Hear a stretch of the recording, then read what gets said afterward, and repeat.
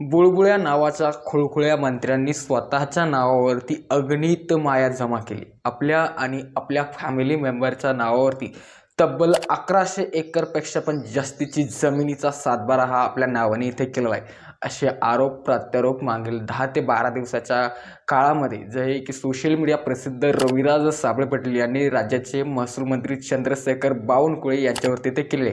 आणि नुसते आरोपच नाही, बल्कि याच्या संदर्भातील एव्हिडन्स जे की सदरील पुरावे देखील त्यांनी त्यांच्या इंस्टाग्राम पोस्टच्या माध्यमातून सर्व काही दाखवलं. महसूल मंत्री बावनकुळे यांच्या माध्यमातून काही वकिलांच्या माध्यमातून थेट रविराज साबळे पाटील यांना जे आहे की एका पाठोपाठ एक नोटिसा बजावण्यात येऊ लागल्या. अर्थात त्यांना नोटिसा तिथे देण्यात येऊ लागल्या आणि आता लवकरातच हा सर्व काही खटला न्यायालयात इथे जाणार आहे आणि रविराज पाटलांना आता जे आहे की याच्या संदर्भातील संपूर्ण काही हे केसेस इथे लढावे लागणार आहे. नमस्कार मित्रांनो, मी योगेश पाबळे आणि आपण बघत आहात आपलं Yogesh Pabale official YouTube channel.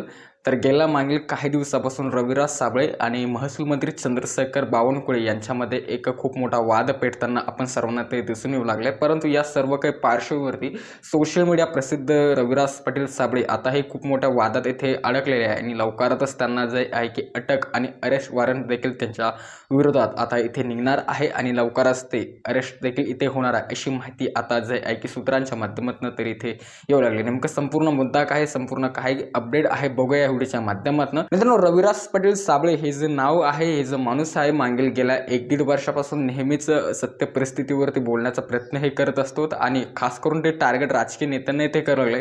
त्यांच्या टार्गेटवरती दोनच महाशय जास्तीत जास्त आहेत, ते म्हणजे राज्याचे मुख्यमंत्री आणि गृहमंत्री देवेंद्रजी फडणवीस साहेब आणि जे देशाचे प्राईम मिनिस्टर अर्थात प्रधानमंत्री नरेंद्रजी मोदी. हे बीजेपीतील 2 माणसं त्यांच्या खूप मोठ्या टार्गेटवरती असतात आणि असणे गरजेचं आहे, कारण की जे सत्य परिस्थितीवरती बोलत असतात.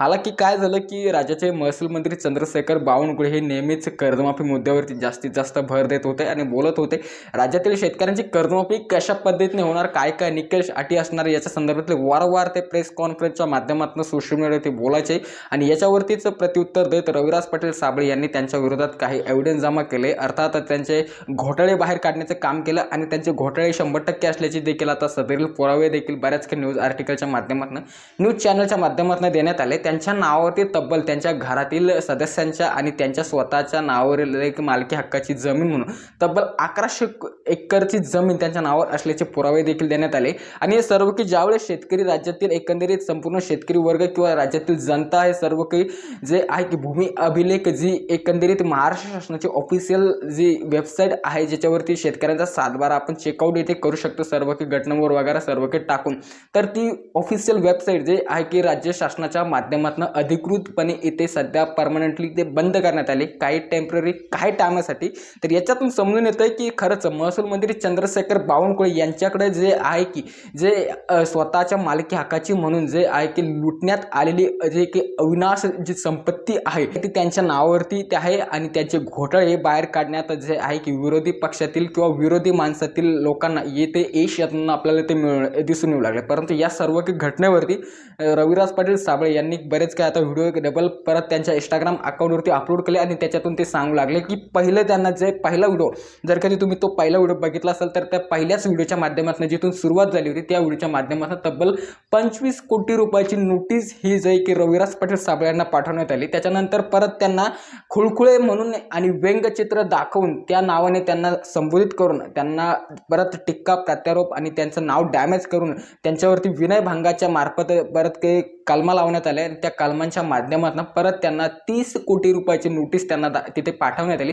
एकंदरीत पूर्णतः 55 कोटी रुपयाची नोटीस त्यांना इथे बजावण्यात आल्या आणि हालाकी त्यांच्या मॅनेजर अर्थात जे बावनकुळे यांचे वकील आहे, गव्हर्नमेंट वकील, त्या वकिलांसोबत जे की रविराज पाटलांनी कॉन्टॅक्ट केला, जसं की तुम्ही त्या व्हिडिओमध्ये बघितला असेल तो पहिला व्हिडिओ आपण आपल्या चॅनलवरती अपलोड केला होता.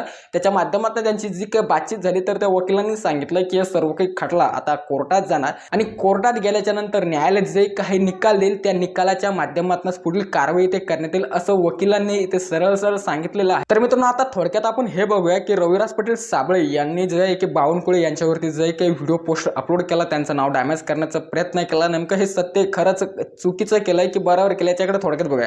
तर भारताला हे अभिव्यक्ती स्वातंत्र्य आहे. D.R. आंबेडकर यांनी दिलेल्या संविधानानुसार जे आहे की भारत जे आहे की पूर्ण इंडिपेंडेंट आहे. सर्वसामान्य नागरिक असो या सत्ताधारी नागरिक असो या सर्वांना जे आहे की आपले विचार विमर्श जे आहे की सोशल मीडियाच्या माध्यमातून असो, न्यूज पत्रांच्या माध्यमातून असो किंवा कोणत्याही डिजिटल प्लॅटफॉर्मच्या माध्यमातून असो, आपले विचार पेरण्याचा पूर्णतः अधिकार इथे संविधानाने दिलेला आहे. त्याच संविधानाच्या अंतर्गत जे आहे की रविराज पाटील साबळे हे वारंवार जे आहे की नेत्यावरती टीका प्रत्यारोप आरोप इथे करत असतात आणि एकंदरीत सर्वसामान्य नागरिकांना न्याय कसा देण्यात येईल याच्या माध्यमातून ते विचार विमर्श इथे करत असतात. याच पद्धतीने हे सर्व काही मॅटर त्यांनी ते सध्याच्या स्थितीला क्रिएट केलं असंही म्हणायला काही हरकत नाही. आणि आता लेटेस्टमध्येच मागील काही दिवसापूर्वी जे आहे की विठ्ठल कांगणे सर यांचं जे आहे की इंस्टाग्राम अकाउंट हे भारतातून सस्पेंड बॅन इथे करण्यात आलंय आणि नेमकंच त्यांचं बिग कोलॅबरेशन रविराज पाटील साबळे आणि कांगणे सर यांचं झालेलं आहे. त्यांचे व्हिडिओ अक्षरशः जे आहे की 6 मिलियनच्या पेक्षा पण जास्तीचे 70 लाखापर्यंत त्यांचे व्हिडिओ जाऊन इथे पोहोचले. लवकरच ते मुंबईला जाऊन देखील धडकणार आहे असं विठ्ठल कांगणे सर आणि